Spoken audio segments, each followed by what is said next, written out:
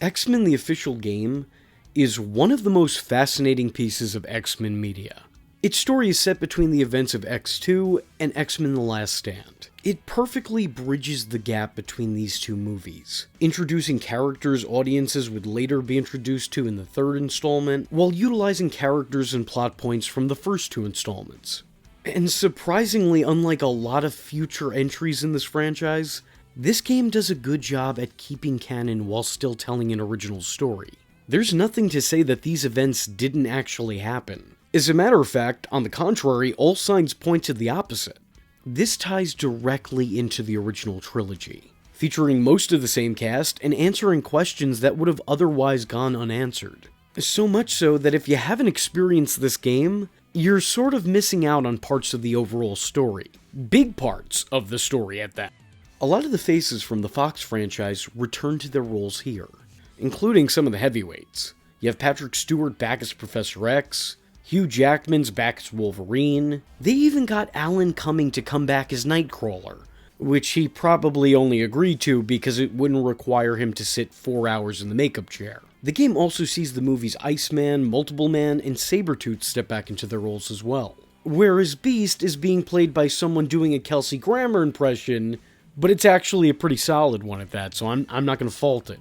But recently, evolution has accelerated, creating unpredictable changes in the fundamental nature of man. My boy, I have been fighting for mutant rights since before you had claws. Whereas Storm is played by someone not even attempting to sound like Halle Berry. Keep your men back. We'll take care of this.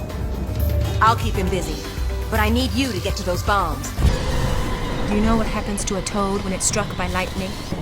The same thing that happens to everything else. I just think that for the most part, the replacements are a little alarming, if only because the game has the rights to the actors' faces, but not the actors' voices. The rest of the cast is made up of sound-alikes.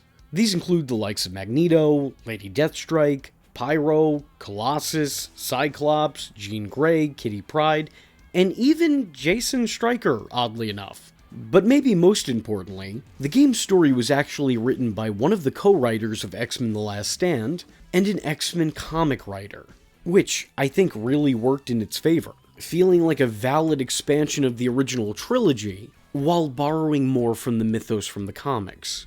And I think they've weaved an interesting web here. It's a good story that they're telling. But before we dive into this book, let's first judge it by its cover. While I mostly like the story that's being told, the way in which that story is told is unimpressive at best, downright bizarre at worst, and inconsistent most of the time. There's not a lot of animation in these animated scenes.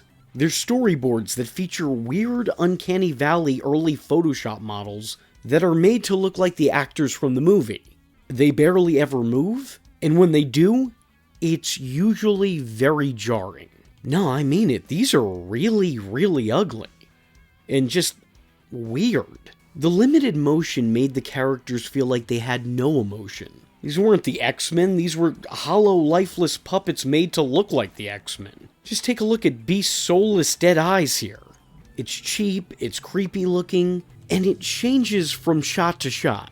Like, for example, while Storm's face stays the same in almost every shot she's in, Nightcrawler looks like a completely different person depending on what angle the character is shown at.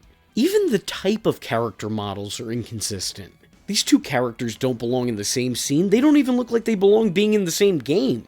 There's also plenty of goofs and gaffes, like them accidentally giving Cyclops Iceman's tribal tattoo suit for some reason, or the strange creative choice to turn Professor X into Zordon.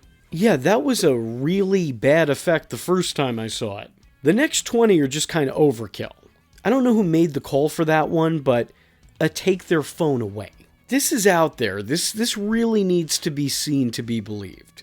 Although I'm not entirely sure you actually do want to see it. But in spite of some pretty unimpressive visuals, the story itself is actually pretty impressive, giving a payoff to some scenes from the second movie, and paving the way for moments that will come in the third one. Following the ending of X2, the team is still grieving the death of Jean Grey, her longtime boyfriend Cyclops being especially torn up over her passing, leading to him sitting out for most of the game. The team is also asked to go back to Alkali Lake to retrieve parts of Cerebro. But upon their arrival, they find out that they have company, as Hydra is already stationed at the base. It's there that they learn that Stryker was actually working in creating Sentinels. And quite frankly, that is a plot point that makes far too much sense. While there were plenty that hated mutants, no one hated mutants quite like Stryker. Considering his obsession with making mutants extinct, this feels right up his alley. And it also makes that future Sentinel cameo make a lot more sense now. Stryker had oddly enough been working alongside Hydra, who in this telling of the tale was run by the Silver Samurai. Hydra helped Stryker create his weapons of mutant mass destruction, and now that he's past tense, under the Samurai's orders, Hydra is tasked with retrieving what they worked on, and attempting to destroy the Sentinels. Unfortunately, in the process, the team accidentally awakens Master Mold, who is a giant Sentinel creating machine, which sort of kickstarts the whole plot. Stop the Sentinels. In this game, the X-Men have to battle ghosts from their past, both literally and figuratively, but mostly literally, as Lady Deathstrike strikes back, trying to take her revenge on her would-be killer and friend. This time around, she isn't under Stryker's command. Actually, she's shown to be a student of the Silver Samurai, and an agent of Hydra, which is again definitely a change, but a change that I think works well enough within this continuity. At least she's actually given an actual plot and personality this time around. We knew so little about her and who her character was, so at least this game confirms that she was already turned to villainy prior to being used as a brainwashed henchman. She's sort of the same with or without, just the party that she's associated with has changed. It's also weird hearing this character talk so often, just because she went through the entire movie she was a part of without saying a word. What are you doing in here? You can make the excuse and say that she was being used by Stryker in that movie, but so was Magneto, and he literally spoke and spilled information. Anyway, she's now a learning protege, assassin, agent, and lover of the Silver Samurai, I guess? Before the character is later introduced as a diversion, Multiple Man is given a little backstory. Here he's shown to be a thief and a terrorist, using his genes to rob banks and at one point, even threatening to blow up a bridge. Despite there being strength in numbers, the Multiple Man men are stopped by Nightcrawler, and Multiple Man winds up getting taken in for his crimes, which leads the character to eventually being rescued and recruited by Magneto in the next movie. The game also sees Nightcrawler stalked by the spirit of Jason Stryker, or at least one half of the spirit of Jason Stryker, though this apparition is no ghost, as Jason actually survived the ending of the second movie. For whatever reason, the damage was still done to his psyche, splitting him right down the middle spiritually. With his mind fractured, one side is a villain trying to see through his father's plans to exterminate all mutants, the actual mastermind behind Master Mold, while the other half of the poltergeist is Jason's good side, a much more childlike and innocent version of the character, one who existed prior to his father's tampering. This side reaches out to Nightcrawler, at first scolding him, reminding him that he left him to die, when he was only following orders that he couldn't break from. Now that might sound like an insane story, and it is, but it actually acts as a pretty perfect prelude to Jean Grey's fractured mental state from The Last Stand. Nightcrawler is already racked up with guilt, unsure of his every action on every mission, even questioning his place in the team, not liking what it is that he's asked to do, and now questioning if what they're doing is making a difference at all. Still, nonetheless, this game gives us insight into what Nightcrawler's time with the team looked like, as the events of X2 never saw him officially join the ranks, while in the next installment he was nowhere to be seen. So it's nice to see the teleporter in action here, acting as an active member of the X-Men. His missions were also a lot of fun to play, and for me, were the highlight of this game as a kid. In the end, Nightcrawler manages to save the good half of Stryker's ghost, but he can't save the man with the fractured spirit. After failing at saving Jason a second time over, Nightcrawler doubts himself, and decides then and there to leave the team, feeling that the ends don't justify the means. He's stuck fighting a fight he doesn't want to fight, only in the end to still sometimes lose lives. Kurt Wagner decides that he's a simple man and wants to live his life as such, which would also explain his absence in X-Men The Last Stand, as apparently this was his. And you know what? That's fair. Much like the changes that were made to the character in the movie, the changes that are made in the game make sense for the character overall. It's not something the character from the comics did, but it's something you could see that character doing in a comic. Sure, he fought with and remained with the X-Men for years, but it would be totally understandable and forgivable for that character to turn around and say, hey, you know what, this isn't for me, this isn't my thing. I mentioned Colossus just being there, and while nothing unique or nothing new is done with his character, it is nice to see him actually present on the team, acting as a frontline player instead of just a background character. So I think it also lends some credibility to him stepping up in The Last Stand. Like I said before, Cyclops sits this game out because he's still deep in a depression, unable to get past the loss of the love of his life. He is, however, there to be haunted by the memory of Jean, getting visions of her, and even in the end, still seeing versions of her, which is yet again another plot point this game sets up that the next movie will pay off. The game showcases showdowns between old foes. Wolverine and Sabretooth collide yet again to varying results. Being able to play these boss battles were really just a lot of fun, and it would be the last time we saw these two characters collide until X-Men Origins. But that was with a different Sabretooth with a different design. We wouldn't see these two actors clash again for another 20 years in Deadpool and Wolverine. The two have a very storied history in the comics, whereas here he was mostly a one and done in the original trilogy. So bringing him back and having them banter in battle kind of feels like it's bringing some of that history from the comics into the movies, through the osmosis of the game.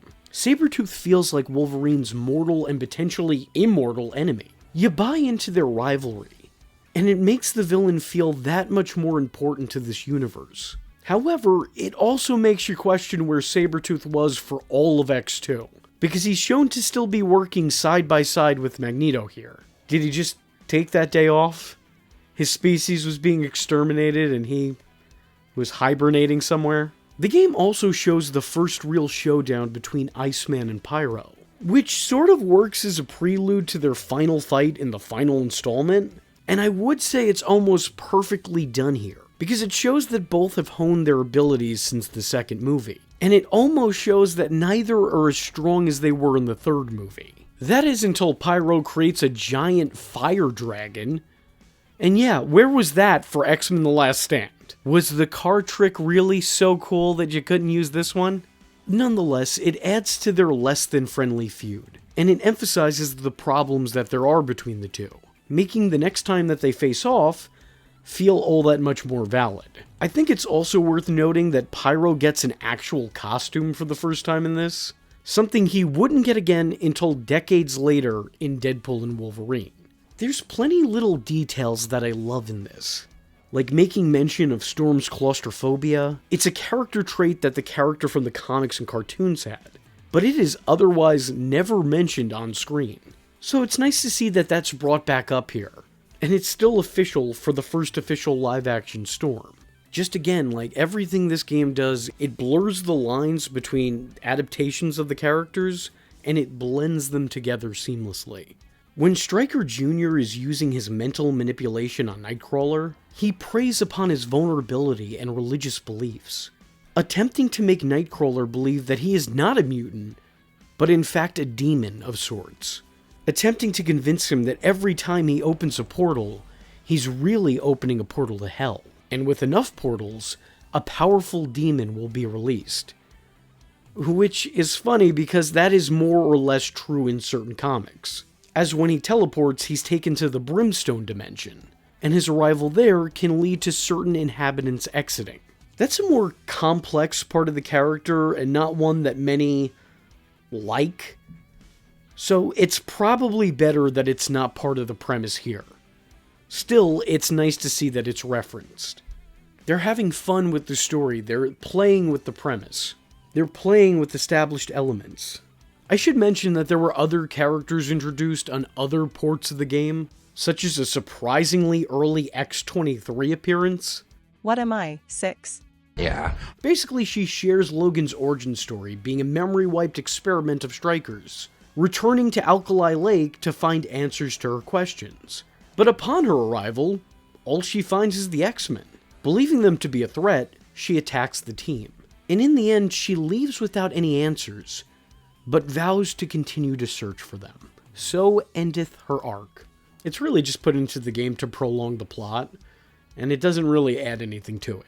In the end, the Sentinels are defeated. Master Mold is destroyed, and the man known as Mastermind dies, with his good half feeling a sense of freedom for the first time in his unfortunate life.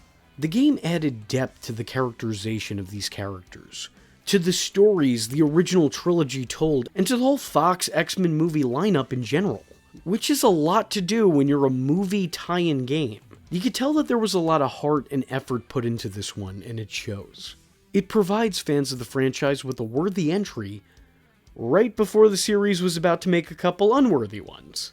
It gives players an interesting story that works on its own, but works even better when attached to the series that it's a part of. Sort of actually bettering the movies themselves by adding more lore and context, giving explanations for future and past events. By playing this game, you're learning more about the characters, you're learning more about the story, you're learning more about their stories. And that's why, in spite of its very weird and outdated aesthetic, I actually happen to love this game.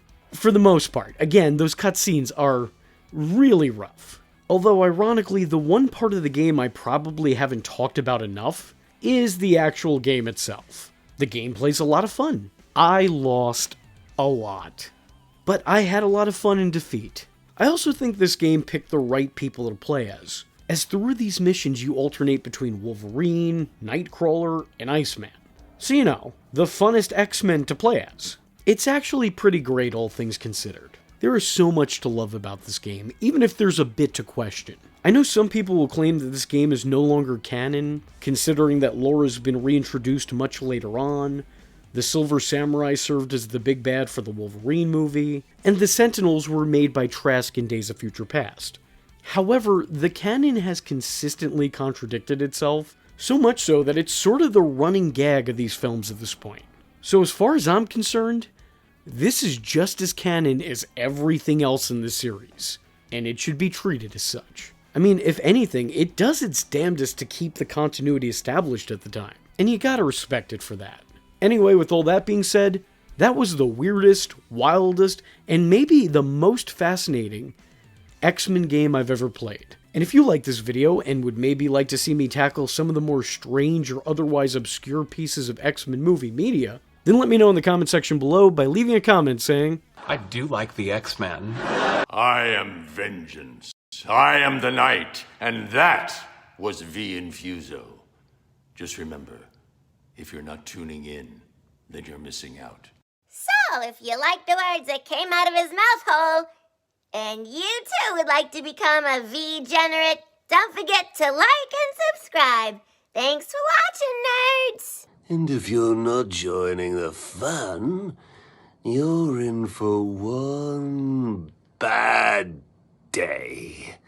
And you know what they say about having one bad day?